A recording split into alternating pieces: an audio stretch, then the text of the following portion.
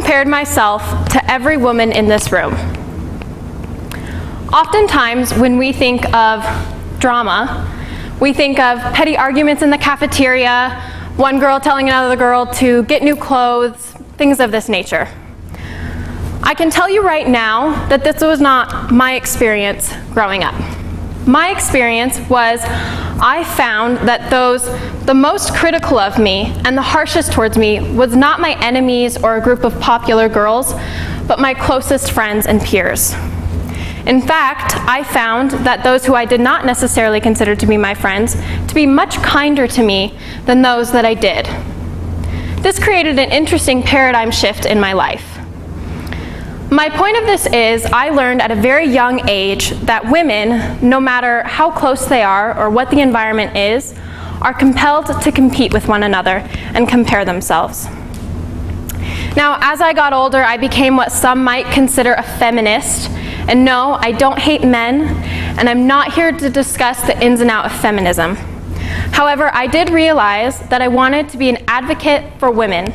And not just an advocate for women to men, but more importantly, an advocate for women to other women, which I almost think is more important. So this brings me to my topic today. I'm going to talk about how we as women can stop comparing ourselves with one another. To do that, I'm going to begin by talking about why we feel this need to compare ourselves with one another. There was a study done in France that took a big group of women and they split them into two groups. The first group was subconsciously shown images of other women, such as models, and the other group was not shown these images. After this occurred, they were asked to perform a self-evaluation. And what the study found was that the women who were shown subconsciously images of other women were much more critical on themselves than the women that were not shown these images. Now I'm going to talk about intersexual competition. Now, intersexual competition concerns mainly traits that are considered attractive to the opposite sex. And it takes two primary forms. The first being self-promotion, and the second being competitive derogation. I'm going to go into more detail of this later. But this evolutionary theory supports the idea that women who have traits that are considered more attractive to the opposite sex tend to experience more hostility and less cooperation than other women. Feminist psychology has found that this competition between women and this comparison is less about biological imperatives and more about social mechanisms. Now, what I mean by this is women, we were born and raised in a male-dominated society. And because of this, we have internalized what is considered to be the male perspective. Now, I'm generalizing here, of course, but the male perspective tends to view women as primarily sexual objects. And what this has created is it has created us to consider ourselves and our prize to be male approval. And so what we do is we feel this need to compete with other women for the prize, because our identity it relies on the approval of men.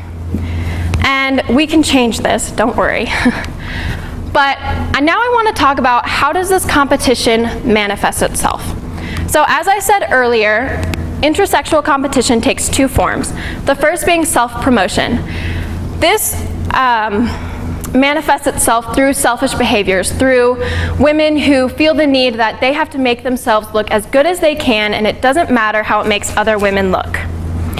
The other way is less cooperation and hostility. Women who are unwilling to cooperate with others and who feel that if they are cooperating with other women and are on their side, that they're making themselves look worse and weaker, which is not correct. The other way this competition manifests itself is through unrealistic expectations.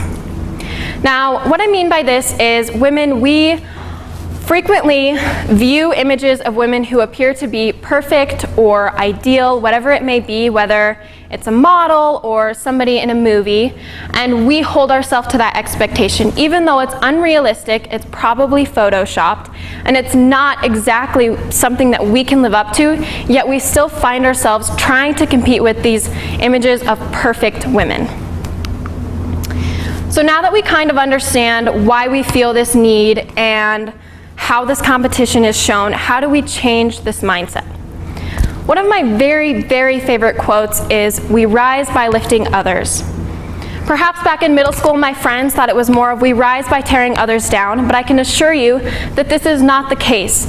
Because when we are helping other women, we are helping them become stronger, and we are in turn doing the exact same thing. So I want to talk today about a few ways that we can become more supportive. The first is establishing our own zero tolerance policy. Whether it's in our professional life or our social circles, we can decide that we're not going to allow for this negative self-talk or negative talk about other women. The second way is to stop gossiping. It doesn't help anyone, it just hurts people's feelings, and especially in a professional environment, it can hinder your career and make you look really bad. We can also enjoy other women's successes. I remember growing up when my friends would have a great success or they would be really good at something, I wanted it to be mine. Not that I didn't care for them or wasn't happy for them, but there was still this part of me that wondered, why can't I feel that same success that she's feeling? And we don't need to feel this way. We can enjoy other women's successes rather than envying and find success in our own ways.